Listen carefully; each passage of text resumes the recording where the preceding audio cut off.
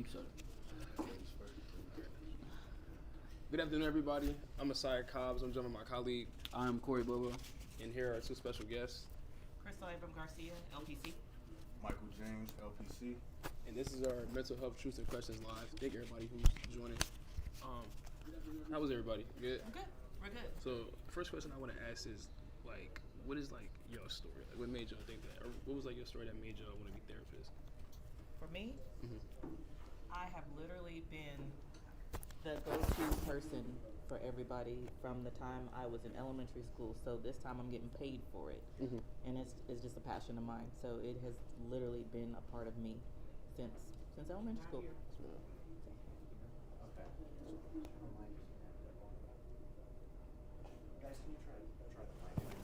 Testing. Testing. Oh, yeah, there is a delay. Yeah,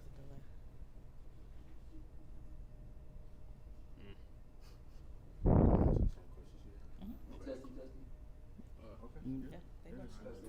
Yeah, so hold it just like right underneath your chin, right here. My bad. So I agree. Same with you. Like in elementary school, I was like a peer mediator, help people deal with conflict. And even in high school, like I was the friend that people went to. And even like familially, like my mom, she was the person who family members went to. So it was just kind of a natural gift. So it just made sense. Yeah. When addressing mental health, what's something you believe people should know or even try to consider?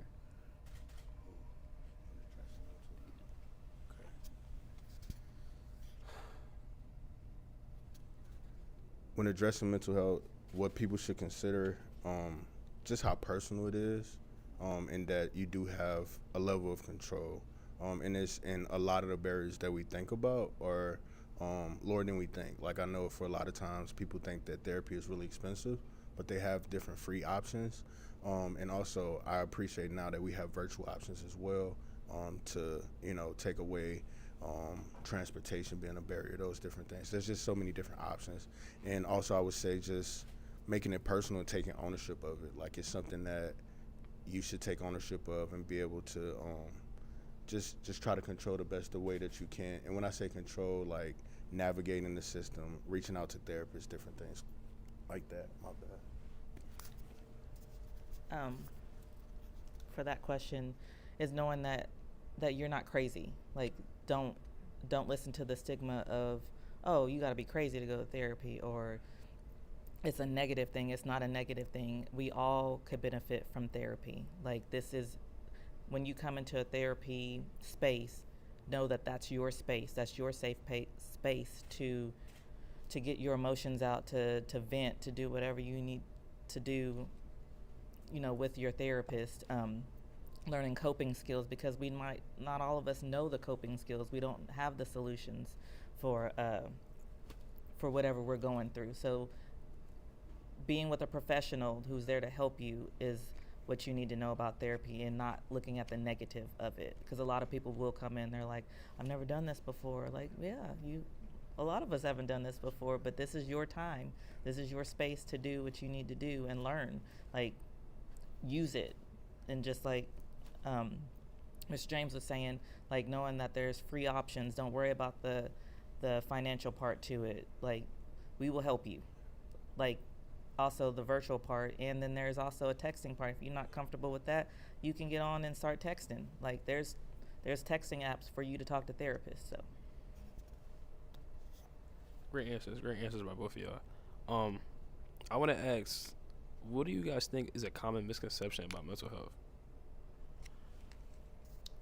a common misconception about mental health is people thinking that there's a negative stigma behind it. Like, I'm crazy if I go, it's only for crazy people. It's not. Like, you can come in and talk to us about, like, finances.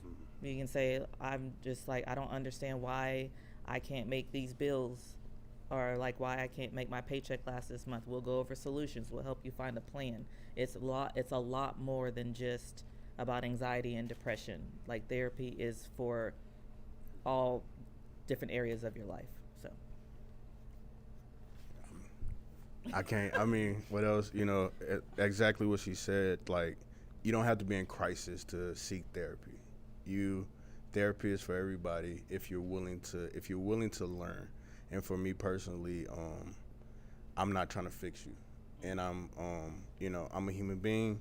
I have issues too. I go to therapy as well. For me personally, as someone who seeks therapy, it's more so like I just got to get it out. You know what I mean? Like oftentimes, I say for males, but I don't know, for other people, but we feel like we have to hold stuff in, and then, I think your generation calls it like crashing out or something like that. We're taught to hold things in, but then when people crash out, we don't give them an outlet. So I think therapy could be a good outlet to just let it out, man. Well, great answers from both of y'all. Thank y'all so much. My bad. And therapy is a space for you to come and crash out. Yeah. Thank y'all. That's exactly what I was probing. So I want to touch more on what you said, more about not even just men, but for women too. How do you always feel like there's not really a place for us to be for an outlet for us to let go? So for me, the way I grew up, like letting go in front of family and stuff like that, it's always been hard. Like trying to explain yourself when you're always in the wrong. How do you feel someone should come to if they need someone to talk to and they don't want to take the therapeutic approach, or even want to talk to like a family member? You said so much. My bad. Okay. You said a lot. So one of the things, like, for me, a big reason why I work in the mental health field, I am a black male, and a lot of times there's stigma in our community, in the black community, for seeking therapy. And again, I said my mom, she was the person in the family, no counseling experience, but she was the one who listened to people. And a big part of that is trust, right? Like, certain people in the family that if you tell them, it'll stay between you and them. And, also some people in the family, if you tell them, it's going to be all around the family. And the beautiful thing with therapists is, like, when you see a therapist, like, there's confidentiality. There's consent. Like, if you said that you have a desire to hurt yourself or someone else, or child abuse or something like that, that would be a reason for someone to break confidentiality. But other than that, whatever you say in that session, that's your opportunity to let it out and, to get it out. Hope that answered the question. Perfectly. Yeah. I always tell my clients,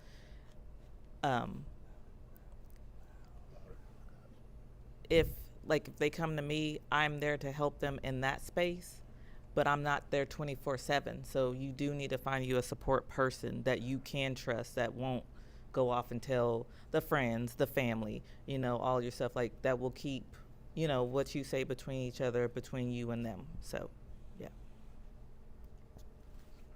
Those are great answers from both of y'all. My next question would be, do y'all feel like the leading problem towards mental health regarding our generation is because children won't get out of their comfort zone? And if so, how can we push them out and make them uncomfortable? I think it has something to do with comfort zone, but I also think it's like you might not think about it. Like, I think it's more of like your coping skills are whatever you see on social media or what is in the video games or what somebody else is doing. I don't really think therapy is thought about until you crash out. So it's one of those, like, if we could get to your generation or get to people your age or even younger than you to show them, like, hey, these are coping skills. If you want to learn more coping skills, this is where you would go. This is what you would ask, like, and giving that kind of direction to the parents too, because the parents don't even know where to go as to help their child until it's too late. So we don't want you to get to the point where it's too late. We want to start you early. Like, we want to give you those tools, like, because when you go to kindergarten, you learn your alphabet and you learn your numbers because you're going to have to use it later. So why are we not doing that with you at a younger age with therapy? So I like the way you answered that, like, in the way I conceptualized that when you said, like, in kindergarten, learning your alphabet, like, you're learning very basic things, communication and all of those things. For your generation, I just feel like, my bad. For your generation, I just feel like y'all are living a different world, a different life than my generation, your parents' generation. I often talk to, like, my in-laws or, like, my parents, and they just say like, if they had social media back in the day, I don't, how things would look. And social media, it does change the way that you all communicate with each other, right? Sometimes the way that people communicate on social media versus in real life is different. So I think that definitely, I think that definitely affects you all. And I think some of it is skill development. I think we have to work on developing those skills in communication outside of social media, right? That's my personal belief. Yes, sir. Thank you. Great answers for both of y'all. Ma'am, I want to touch down on something you said when you said about before they hit that point or before you hit their rock bottom. From a professional standpoint, from both of y'all, how is there ever a moment where there is a point of no return? In y'all's opinion? I wouldn't say there's a point of no return. There's times where people will hit a point where suicide is involved, especially suicide ideation. It can almost start with cutting. A lot of people cut, but that doesn't mean that they're going to commit suicide. The cutting is because that is a coping skill, because they are feeling numb and they're like, I don't know what else to do, and I can feel this, and then it becomes like almost like an addiction to it. They're not meaning to harm. They're just trying to feel. So it's about trying to find a different coping skill so you will stop cutting. But there are times where that can lead to suicide ideation because things are just things are hard. It's overwhelming. You don't know like what you're feeling, like where your emotions are going. It's very hard. So helping that person because everybody can be helped. It's just trying to get that person the help before it gets to a point where actually I take it back, the only time that is a point of no return is if they've committed suicide. Like we can't return you back, you can't respawn, we can't bring you back. But like if we can catch it and try to help you before then and you're willing to work, then yeah, it can be. But there's really, I wouldn't say there's a point of no return because It's exactly what she said. For me personally, as long as you have breath in your body, you still got purpose. Mm-hmm. If you were allowed to wake up this morning, you are here for a reason. So that for me to answer that, there is no point of no return. As long as you got breath in your body, you have a chance to make it better.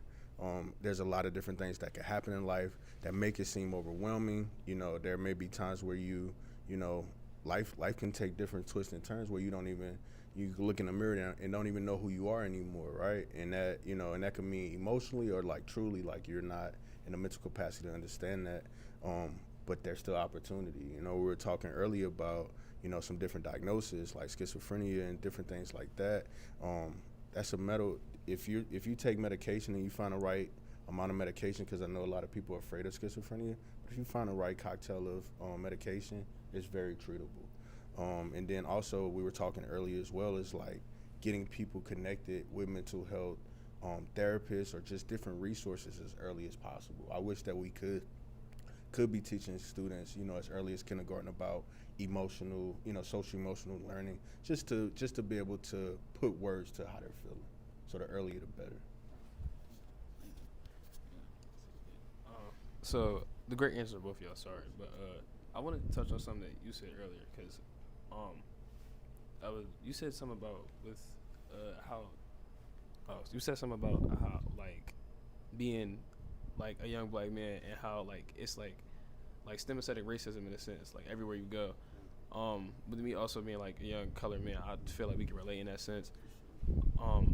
Do you have like any like interactions that you could highlight that like just like it, I don't know, it kind of just like woke you up in a sense to like everybody in this world maybe isn't for you? Yeah. Okay. I'm gonna make sure correct me if I'm going off. Exactly. If I veer off, correct me. The most important thing that I would say,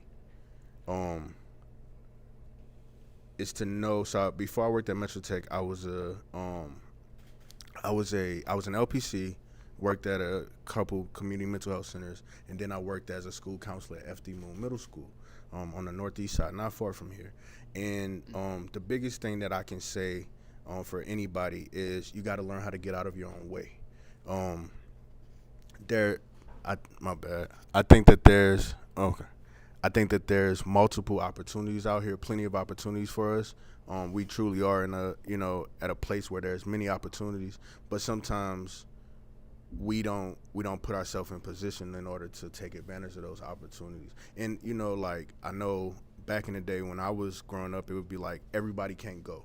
You know what I mean? Like along the way, along your path, there's some friends that you realize aren't true friends, and they could put you in positions where you won't be successful. And not only and to piggyback on that, not only everybody can go, all parts of you can go.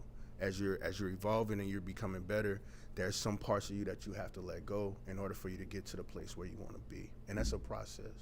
I hope I answered it. If I veered out, come back with me. Very good. That's a great answer. Would you want to give your input on it? You said everything that I was going to say. To piggyback off of what you were saying, and in your generation, the YNs can't go with you. They can't go. You got to leave them behind. Or you need to be the example for them. So you go and then show them that look what I did. You can do it too. So, yeah.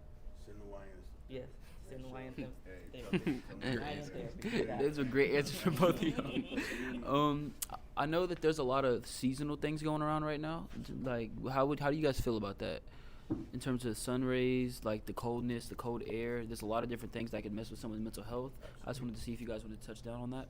So, seasonal affect disorder, or what we call seasonal depression, is a real thing. Absolutely. It happens because it's just the lack of vitamin D, and it'll affect everything because all of our stuff is affected hormonally, genetically, but they have sun lamps for that. That's what we recommend if someone is suffering from seasonal depression. It only lasts until you can get back outside. So it's about exercising, eating healthier, having that sun lamp, just doing the best you can during those seasonal months. So that was awesome. This is my first hearing about the you said the sun lamps. That's awesome. Like she said, it's a vitamin deficiency. You said vitamin B? Vitamin D deficiency. With seasonal affective disorder too, like just the holidays. Like I think oftentimes the holidays are seen as a happy time, and they should be, like truly. But it's also a time for grief. Sometimes people are missing family members during that time, and so again, with the people, whether they're YNs or whatever. Whoever your friends may be, make sure you communicating with them, checking in with them, because it's a real thing. So, yes. Yeah. Again, great answers. You guys are on a roll. I just wanted to talk because I have a few friends that have lost a lot of people. When you said a lot of loss, things like that, feel like they're in a drought. There's no way out. What are some common signs to look out for when trying to figure out whether or not someone's going through something? Because when someone says they're okay, you could never really know. First on this one? Love. You want to go? Okay. Man. I think the biggest thing is keep communicating. Keep communicating. And yes, there are people who are going to say, I'm okay, I'm fine, and it's okay to challenge them and be like, no, I know you're not okay, and also, and I'm sure we'll say this throughout this conversation, 988, you know what I mean? I think everybody should be able to even practice, just practice calling 988, see what that process looks like, because more than likely at some point in time in your life, you will be calling 988 for a family member, a friend, or something like that. 1 in 5 Oklahomans deal with some type of mental health issue during their lifespan in the last year. So it's very common. So just practicing 988, asking those questions, looking you in your eye and being like, nah, I could tell that you're really not okay. But there are different signs. People withdrawing, those people who are usually, really happy and, they're sad and they're, withdrawing. That's a big sign. But it could be the opposite too. Mm-hmm. Sometimes depression looks like people who are always smiling, right? So just kind of checking in and just being there. Yeah, that's my advice. Yeah, absolutely. Checking in, just showing up for them, just being a listening ear, even if you have to sit in silence. Sometimes you just need to sit in silence, but absolutely 988. Tell that to your friends. Like, put it in your phone. Have it on lock. 988. It is 24/7, 365. Great answers, y'all. So what you just said about sin and silence. So one thing that I've learned is like when I notice that there's something wrong with my friends and I try to like ask them about it, especially like the guys in a sense. I would say that like pride is like a major problem. I would also say it's just like uncomfortable. Like we're uncomfortable being vulnerable in a sense. And so one thing I really struggled on is that I'm kind of like worried in a sense because of the losses that I've gone through that I haven't checked up on people. And so I tend to harp on them. And when I harp on them, they don't want to talk anymore. So for people who are struggling with my problem, was just trying to get people to like open up better. How would you like recommend? I have friends that are the same, and I just simply send them a text message or call them and say, hey, I'm here if you need me, like anytime. Like just giving them that invitation, having them have that opportunity so that way they know that you're there. But for people that don't like to open up, I mean, you can go get one of those 50-cent notebooks at Walmart, and I tell them, this is yours. Do whatever you need to do in this notebook. They can write lyrics, they can write notes, they can color, they can just write, they can scream, they can rip out pages, whatever they need to do, because that is their outlet in that notebook if they don't want to talk to anybody. She said it. We can't force anybody, right? First of all, salute to you for having the confidence to do that, right? And having the heart to do that. And sometimes people just aren't ready for that because sometimes those emotions are too much to even express. Like I can't express what I'm feeling, but I know I'm not feeling okay, right? So just checking in and letting them know, like, yo, right now you might not be ready, but call me if you need to talk, I'm here. Just reassuring them to let them know, like, you don't have to talk right now, but when you are, I'm here. Again, great answers, guys. I like what you guys were talking about, especially with like about the music part, with the artist part. In terms of music, do y'all feel like it could be used as an outlet? Because even myself, like just listening to music, it feels like without even saying a word, I'm letting out my emotions alone. Do y'all feel like not even just listening to music, to be able to be an artist and make music, do y'all feel like that can be an outlet? Absolutely. So for me, I'm gonna answer your question, but before that, music works twofold, right? So number one, I do believe that music is a great coping skill. Just listening to music in general is a great coping skill. And as an artist, having the ability to express yourself, whether that's my bad. whether that could be like as a music artist, whether that's as like a painting artist, having some level of expression like that. Expression therapy is a whole nother type of therapy modality that you have available. Just finding a way to get it out. It could be journaling. It could be, like I said, painting, art. All of that's important. On the other side of that too, though, music can be negative too because music is feeding your mind. It's feeding your your spirit, and you got to be really careful about what you put in your mind and your spirit. Just like you want to be careful what you put in your body, be careful what you put in your mind too. Right. And we do have modalities: music therapy, art therapy, all of that. You're right. You hit it on the head. Expression therapy, like. I tell like a lot of my younger clients, I tell them, make yourself a playlist that like some music that puts you in that mood, like that good mood. Make that playlist. I listen to trap music. I trap when I am driving to work. I'm not really doing that in real life. I'm a therapist. So it's one of those things, like it puts me in a good mood, but I also have to be careful, like you said, because it can be negative. Like, because a song that I like, at the moment where my emotions could turn negative in a minute. So you have to be careful where your emotions are and where that playlist is going to take you. So, but always put some good feeling music on, and you be surprised how much that will change your mood at times. Like even if you just got to step away and go play that playlist in your room, or put it on your phone and put your AirPods in and just be like, just zone out. Like sometimes you just need that. You're not gone, but you have that little escape, and that's just for you. So great answers, y'all. Get some questions from the chat. Yeah. You mix about. Huh? Yeah. The first one from Ashcat. Do you feel that like adults get seasonal depression more than teens? Dogs? Adults. Oh. Should we My repeat bad. it on the You mic? repeat it. Do you guys feel as if adults get more seasonal depression than teens? I think it's about 50-50. I wouldn't say that adults get more seasonal depression than teens because it's about the season, not the age. So I think it's about 50-50. I think anyone can have seasonal depression. Like it doesn't matter what age you are. So Yeah, I wouldn't know the exact like numbers or statistics. I could also believe that it expresses itself different, for teens versus adults, right? So brain development, I don't know if it's still the same, but previously it was generally accepted that the brain isn't fully developed, but mostly developed until age 25.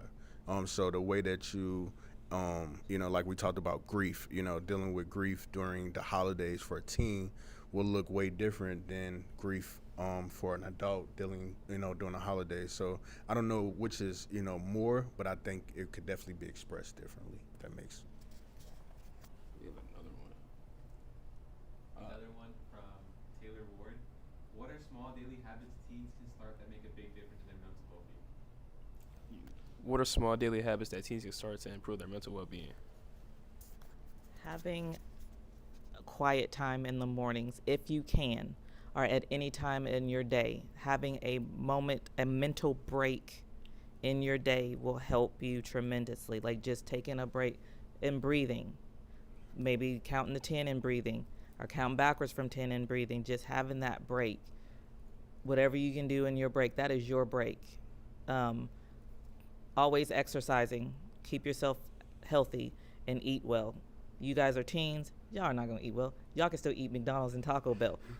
If that makes you happy, please do it, because y'all metabolisms is fast and y'all just dump it right out. So, but at least incorporate some green vegetables, like get some vegetables in your life, like, you know, get outside and get some sunshine. Don't let yourself be inside all day.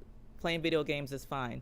Being inside watching social media is fine. Just get outside, or if you're gonna do it, go do it outside. Like just sit outside and watch it. At least you're getting outside. So yeah, everything she said for sure. A couple of things I would add to that is affirmations. Like I've been talking to a couple people in your generation, and like I think we focus as people, we focus too much on the opinions of other people, and we gotta focus on learning our own voice and telling ourselves positive things, like you are smart, you are kind, you're handsome, you're beautiful, you're worthy, affirming yourself. And the second part is journaling. Again, the big thing for me when I go to therapy is catharsis. I just gotta let it out. And oftentimes I'm a journaler too. I journal my budget a lot. I journal my ideal goal. Just try to write it down, get it out, find a way to get it out. So affirmations, encourage yourself. Like if I can't say anything else, like find a way to encourage yourself and to build that community around people who do encourage you rather than talk down to you. Thank y'all. We have any more from the chat? Another question from Benedicta Ochoa Montes is, what is something you can do when you feel overwhelmed? All right. What is something you believe they could do when they do feel overwhelmed? So she said it earlier. The most important thing is breathe.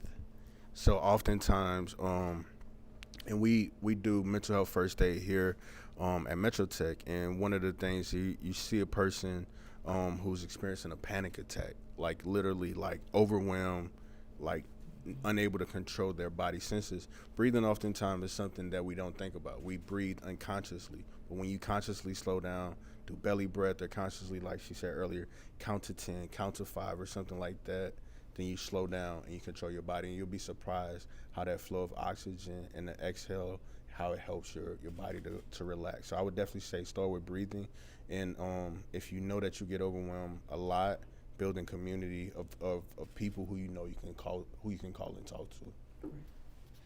and there's a technique called grounding. Like if you're feeling overwhelmed, stop and then look at 3 different objects in the room. Like I'm sitting here, if I start to get overwhelmed, I can be like cabinet, chair, bag. cabinet chair back, and it'll redirect your brain. So that way you'll start to calm down, your body will start to slow down, and you can get back to breathing normal and move on. So Thank you. We have more. Javen asked, can you guys just express the fact that joking about suicide isn't funny? who is joking about suicide? Yeah. We don't do that. Like, I mean, to his question, no, do not joke about suicide. It is not funny. It is a very serious thing. And if someone is thinking about it, if they have ideations about it, please check on your friend. Please, if you are thinking about suicide, please call 988. Please let someone know. Please don't just let someone know. Please get a support system. Please get some help, because it does not, like I said, you can't respond. Like, once it happens, once you're gone, you're gone. Like, we can't get you back. Like, and suicide doesn't just affect you. You're the one that did the act. It's a ripple effect. It affects your family, your friends, everybody else, even people you didn't even think about it affects. Like, please, like, if you're thinking about it, please call 988 or talk to someone, talk to a close friend and say, this is what I'm feeling. I don't know why I'm feeling this way, and get some help. Yeah, I'm sorry. What she said. Good answers. Ditto. How do you guys know when you are truly healing? How do you guys know when y'all are truly healing? When your negative thoughts and your negative feelings start to decrease, so you stop feeling like you're less than, or you stop feeling bad. Like, you can wake up in the morning and be like, I'm going to school today, I'm going to do this today, instead of feeling like I don't want to go to school. I want, because when you're feeling, yes, your self-confidence builds up. So when you're healing, you will start to feel like a different person. Your sleep patterns will change. Things will start to change. People will start to be like, you seem happy today. Like, you'll see it, you'll feel it, and you'll see it, and people will comment on it. Definitely, I think I'm very much a person who's into like continuous improvement.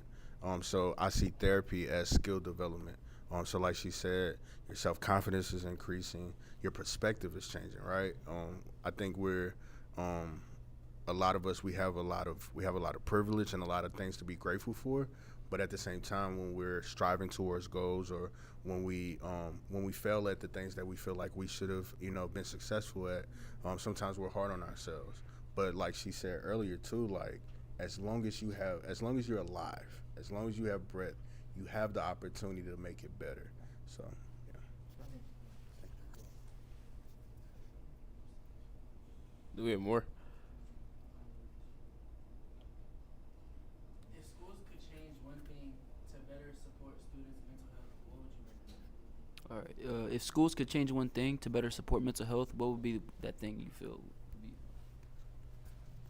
So, okay. So, I was school you counselor good? too, so You good? let's get it. I got. So for me, I think, and we're still talking about it, and it's something I haven't brought to the team yet. I think that the biggest thing is this is from my perspective. I'm a mental health first aid facilitator. I think that everybody should be trained in mental health first aid. I think everybody, so just like first aid, almost everybody, I'm sure at Metro Tech, at OKCPS, they have first aid training. It's required. Everybody should be trained on mental health first aid, because the bus drivers need to know, the janitors need to know, because these are people who are coming in contact. The teachers got to know, the counselors. It's so many people who are dealing with struggles right now that you never know who that student's going to have a connection with. And we need to make sure that those people who are building those connections are able to respond when that student is not feeling like themselves anymore, or dealing with a crisis. Anyone that is in contact with the student needs mental health first aid. And also, social emotional learning is a big thing that needs to be in every single school, from like pre-K, elementary school, then it needs to adjust to middle school, and it needs to adjust again to high school. Social emotional learning is a huge thing to help with mental health, and it will start to decrease that stigma for everybody or if you have a stigma against mental health, like that's where we need to start early and then start adjusting it based off of what grade levels they are. Great answers. Do we have more? There's a lot of questions. How do you respond to people who believe counseling or therapy is a sign of weakness or a lack of faith? How do you respond to people who believe counseling or therapy is a sign of weakness? We get that a lot. Yeah, We get it a lot. absolutely. We just tell them that this is how I explain it. You would go to the doctor if you were sick, right? You would go to the ER or urgent care if you broke your bones. Mental health is the same way. Like you come to us, like we can't fix you, but we can help you set the tools so you can fix yourself or help yourself. So if you can go to the doctor because you're sick and you need medicine, or go to the urgent care or the ER, then you can come and sit with a therapist. And it's not one of those, sit on my couch and tell me about your childhood. It's not like that. You come in, this is your space and time to tell us what you want to talk about. And then we give you solutions, and it just becomes a conversation. It is never a, like, you should do this, you should do that. It is all a conversation. It is all like, we create the space for you to be comfortable so you can feel like you're talking to a friend. And that's how we want you to feel, so that way you can get the help you need. So Definitely, like what Mrs. Abrams said, Mrs. Abrams Garcia said. I don't know. I think about like when I was at Langston, I got to go to Gambia and Senegal, and the way that they're set up, they're very communal people. Like I remember being there. I was there during the summertime, and they met and they had tea every day, at noon. And in American culture, we don't have that ability. We're working, constantly moving, especially in Oklahoma. Like that's our state motto is labor conquers all. We are America's workforce. We go work. If you go find a job in Oklahoma, but sometimes with community, we lack that community. Whereas in America, like therapy is more important because people still trying to build that. So I don't see therapy as a weakness at all. It's definitely not a lack of faith. It's an opportunity for you, to help yourself. You know what I mean? To help yourself heal. Because oftentimes we normalize things that are not normal that happen to us and are expected to just move forward with that. And then, but then again, you want to point fingers why people are crashing out or consider YNs. Like I said, being at Moon, I saw the people who, I was there 4 years ago, and some of those students now are in prison, for armed robbery, some of them for murder. But these were students who were smart, they were kind, but their environment definitely didn't support that kindness and that intelligence. So we need to find a way to support that. Yeah, great answers again. You guys are killing it. The one thing I did want to talk about, you guys talked about a little bit earlier, was in terms of the sports and outdoor activities. I know that there's a lot of cases of people who feel as if when like Division I athletes, if something goes wrong with their career and they lose it, the one thing that they work towards their entire life, there's something that they put everything into. They sacrifice time, relationships, all kinds of things, and they lose that one thing, that one outlet in their life. I know that there's a lot of cases then people end up depressed or even taking it a little bit too far after that. Do y'all feel as if sports can be more helpful or more defective than good? Okay, so that's a hard one for me because I have saw like some really highly talented people. One of my next door neighbors, he was like went to Oak Hill and got pretty highly recruited. One of the things I was watching like an old Michael Jordan like documentary or something. It was like a short reel, but he was saying he considered himself an entertainer.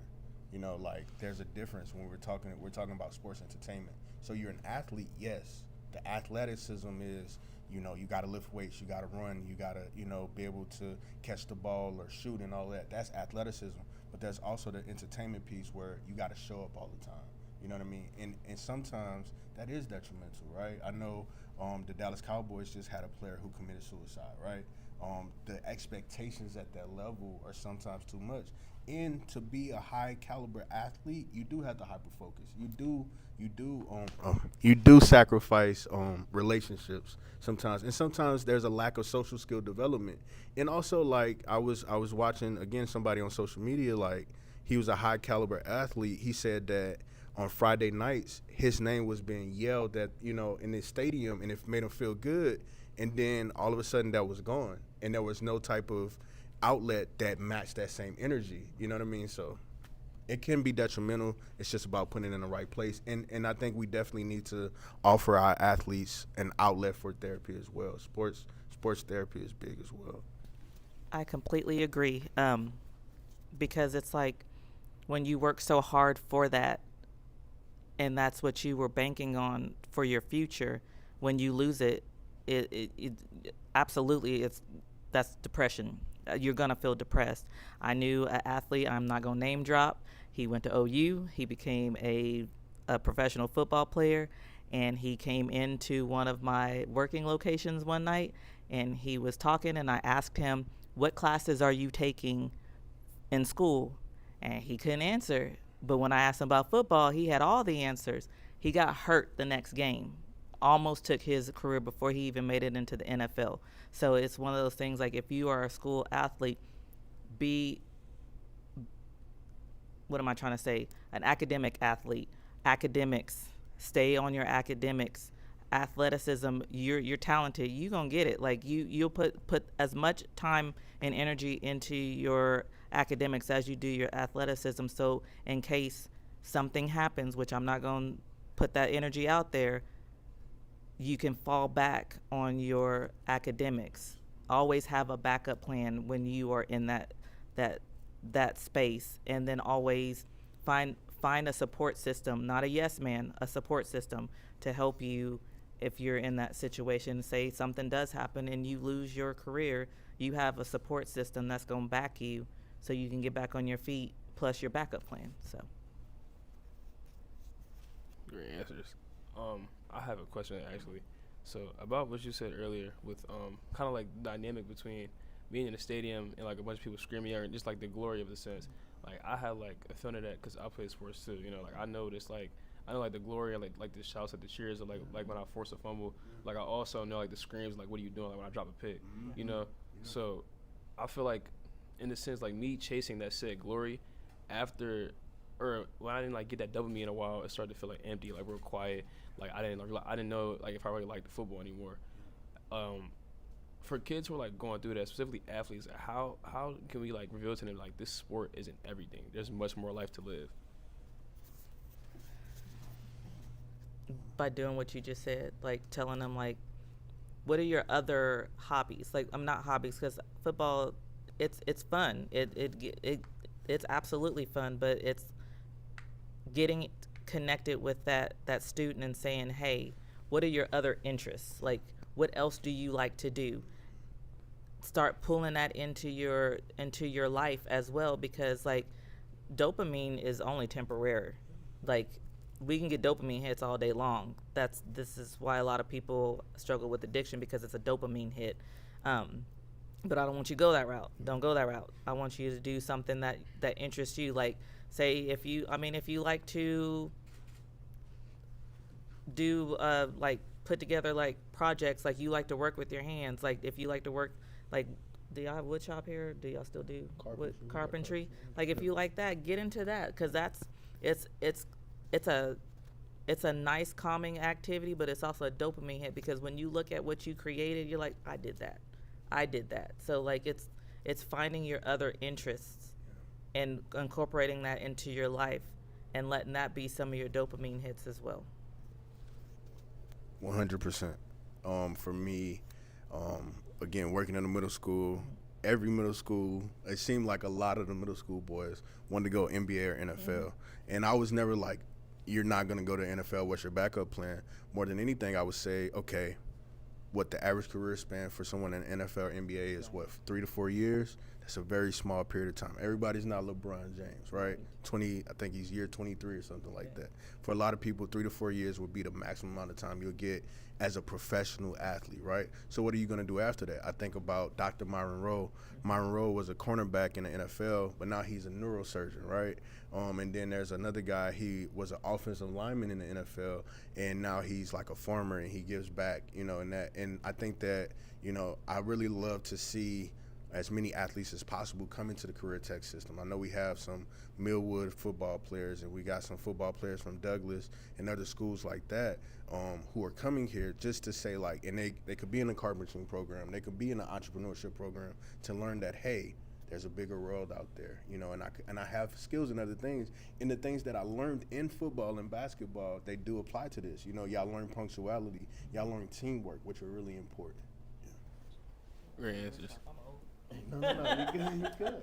Do we have any more questions from the people in the chat? How can leaders, educators, and parents begin healthier conversations about mental health without fear or shame? Oh, that's a good one. How can leaders or educators Parents. and parents Present these conversations without bringing shame? That's a good one. Paper, scissors, rock. It's- It's your world. Man, Go ahead. you go. Okay, I'll go ahead. Okay. So, that is a great question, and it's a hard question to answer because some parents don't know how to have that conversation, let alone some educators don't know how to have that conversation. So it's more of like educating the adults in the community, but they have to show up. We can only do so much. So that is a very great question, and it's a hard question to answer because some adults don't know how to have that conversation unless they've come to a workshop or they've talked to somebody. Yeah. So that's why we try to at least reach the kids, because then we can have that conversation with the minors or students, so that way they can have that conversation with their adult if it's open, if they have the opportunity. So for me, I would say first and foremost, you got to care. So if you're having that conversation with a student, that means that you truly care, right? Whether that's your student, whether that's your child, you have to care.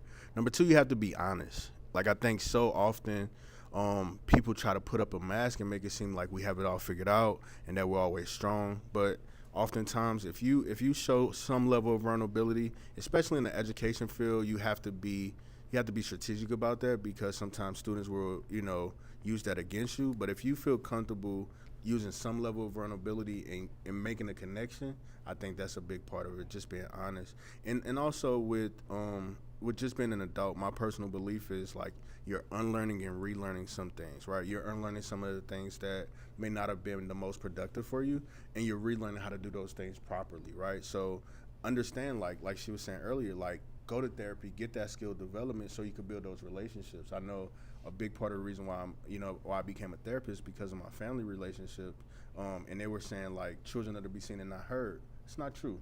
Children voices are important. If you don't teach your children how to speak, you leave them prey to predators.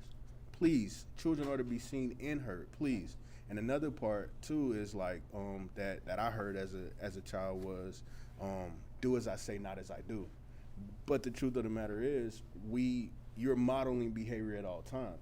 So if you're not able to model the behavior that you want your children to see, then seek help so that you can model that behavior. Yeah, you guys are just all stars. One thing I wanted to touch on, you guys talked about a little bit towards the beginning, was in terms of drugs. I know a lot of kids, especially in our generation, the percentages have skyrocketed in terms of running towards marijuana, weed, like all kinds of drugs. Do y'all feel as if using that as an outlet is just it does more harm than good? Or do you feel like at times it could also be, because I know that weed is legal now, do y'all feel as if it can be helped? I'm going first? Okay. So substances, drugs, those are all coping skills. Mm-hmm. Those are coping skills. Just like taking a walk is a coping skill. Journaling is a coping skill. Those are coping skills. The thing about drugs, though, they change the chemistry of your brain. And especially like we said, if you're under 25, your brain is developing anyway, right? So exposing your brain to these toxins, like, marijuana, heroin, fentanyl, all of, the different street drugs that are available, it changes your brain chemistry. So you have to be very careful. I know that marijuana is medical in the state of Oklahoma, and that's for good reason, because they've done a lot of different research that shows that. But also with that too, it's still uncontrolled in a way that it can still lead to abuse. So we just gotta really steer clear. Really just tread lightly, and just be careful. I hope that answered it, but that's what I got. That's what I got. Don't do drugs. Yeah. Say no. Because there is a thing such as drug-induced schizophrenia. It does change it alters your chemical. And like we were just saying, your brain is still developing. Your brain will not stop developing until you're 25. So when you're constantly, every day, if you're smoking and you're smoking and you're smoking, what do you think it's doing to your brain? It's altering the brain. It is altering your brain. So things that would have been easy for you to get might be difficult now because you've altered your brain. So now you're a completely different person than what you were set out to be due to the chemical. So it's just tread lightly, because sometimes I can't speak on it, but studies have shown that if you have certain other diagnoses like ADHD or something else, that medical marijuana can help it, but you need to have it controlled under a doctor, not just, oh yeah, I'm just gonna get, I'm gonna go to the store and get, my cousin got it, like I'm just gonna do it. No, just like any other medication that is prescribed, it is controlled by a doctor. You need medical supervision on it. So I agree, tread lightly. Don't just go out and get, like, you wouldn't take somebody else's prescription medicine. I hope not. Don't do that. So don't just go and just start doing substances that you don't know, even if you do know about them, because you don't know what's in them. With medical, you do. Like, it's controlled. Not, so just be careful. Like, just say no. Like, don't do it. Don't do it. Great answer. Sorry. Do we have any other questions in the chat? Yeah, we got one more for you. All We right. got, how should someone respond when they notice signs of burnout, trauma, or declining mental health in a loved one? How should someone respond when they see burnout and trauma and decline in mental health from a loved one? Some people that are experiencing burnout or trauma or, a decline in mental health might not be open for communication. So it's just, like we said before, suggest, like, say, hey, I'm here if you need to talk. Here's 988. Start leaving, like, subtle things around, like, so they can see it, where you're not really, like, telling them, but you're just leaving, like, little, like, hints, like little Easter eggs, like, out there. So, because they might not want to talk. And I don't want anybody to be put in a position where you go up to them and be like, I've noticed this, and then you get yelled at. And then now you're like, I don't want to do that again. So it's just like, if they're open to hearing you talk or having a conversation, please do it. But if they're not, just leave a 988 pamphlet out. Like, print out something from the computer, like from the website, and just kind of leave it out in the, like, where they normally convene, like if they walk back and forth, or just kind of leave it somewhere so that they see it. And if they want to talk, then they can come talk to you. If not, I mean, it's, as long as you left that information out, that's all you can do. That person has to want to put in the work to get the help. Yeah, just like she said, like leaving those subtle hints. I think for me, the start is like know the person, right? When you're checking in with somebody, when you're doing a mental health check-in with someone, it's a vulnerable feeling, right? You're asking them if they're okay with the belief that they're not okay. So that's really vulnerable. So oftentimes, if you feel comfortable, if you truly know them, like they're a family member, then you ask them individually, right? Like, don't ask them, like, I come from a family in New Orleans, so they'll ask you at the dinner table in front of everybody, like, girl, is you depressed? Boy, what's wrong with you? You know what I mean? But don't do it like that. You know, like find some time one-on-one and be like, you know, what's going on, you know. And again, that reassurance, like, you know, I know it seemed like you're really not okay. If you need somebody, I'm here. You know what I mean? At any time, you got my number, call me, and I'm going to check in with you. And understand, like, sometimes you do have to check in with them. They're not going to be as forthcoming. But if you trust your gut, if you really feel like something is not right with somebody that you know and love, just keep checking in with them and trust your instincts, man. It's great answers. So we're not gonna try to like spend all y'all's time. So me and him have one more question. I'll let him go first. And we'll get y'all. You can go first. Okay. So my question essentially is, when I think about like human nature and I think about like our most important, or at least the most important organ to me, which is our heart. I think of how vulnerable our heart is, how it's vulnerable to not only good things but bad things. I think about how it can be easily manipulated and played with and twisted. It can turn you into a person you never meant to be. So, when I think of stuff like that, I look back at situations where I've chosen my heart and what my heart desires rather than logic and a smart decision. But it's kind of been hard for me to express that to people because at least my generation is very emotional. So I guess like, I won't say leaders, but like the people, like the kids who are noticing it, in a sense, how can we like put our opinions and our truths onto other people so they can start realizing and waking up and choosing their logic over their heart? Okay. So, I think you expressed earlier about being a man of faith, right?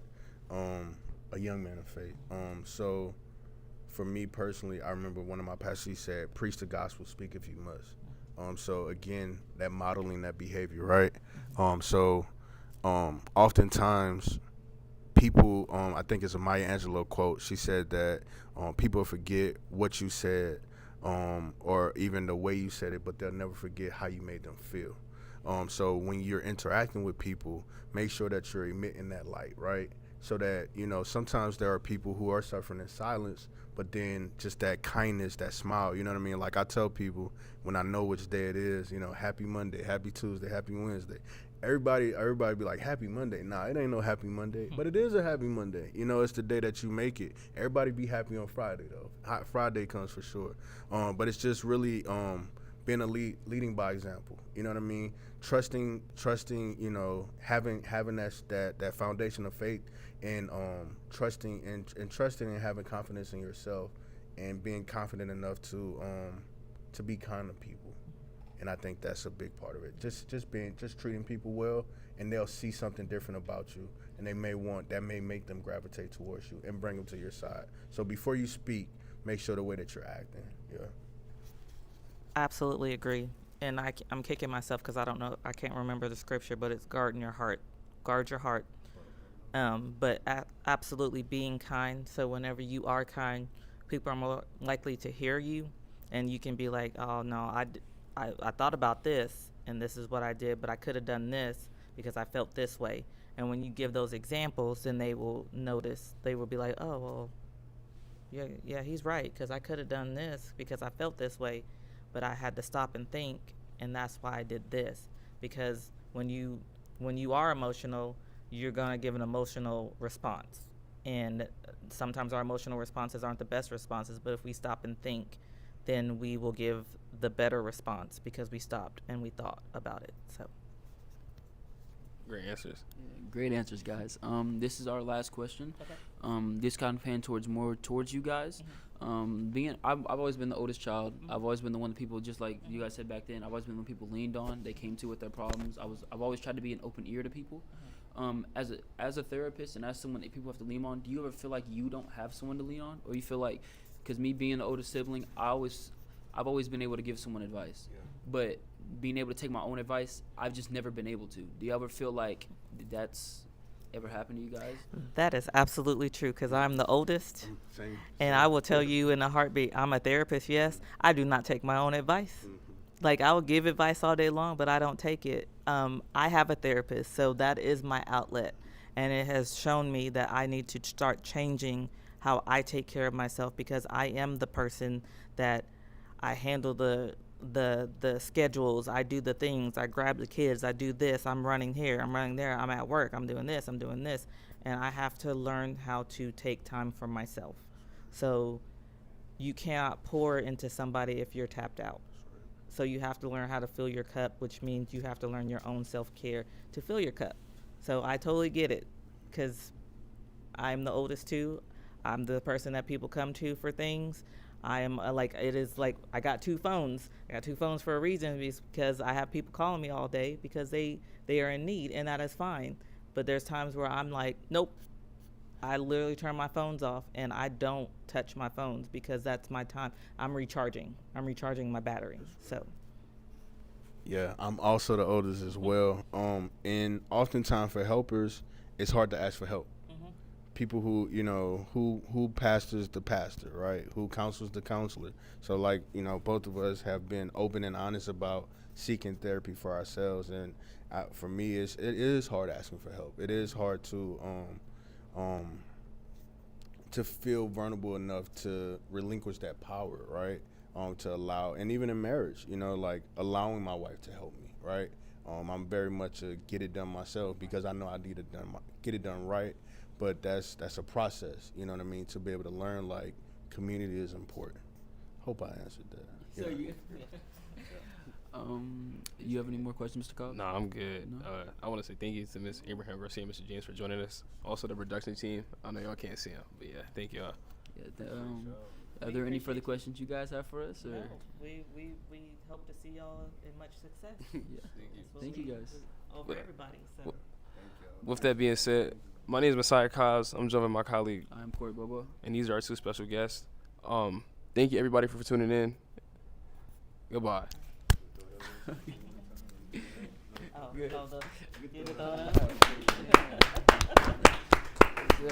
thank you guys so much. You guys were great, man. Yeah. Thank you so much. Nice meeting you, man. Sorry for talking about 1 a.m. No, you're good. People needed to hear that. Hey, Band David, I seen his chats. Band David. Bro, David was on there. Yeah, bro.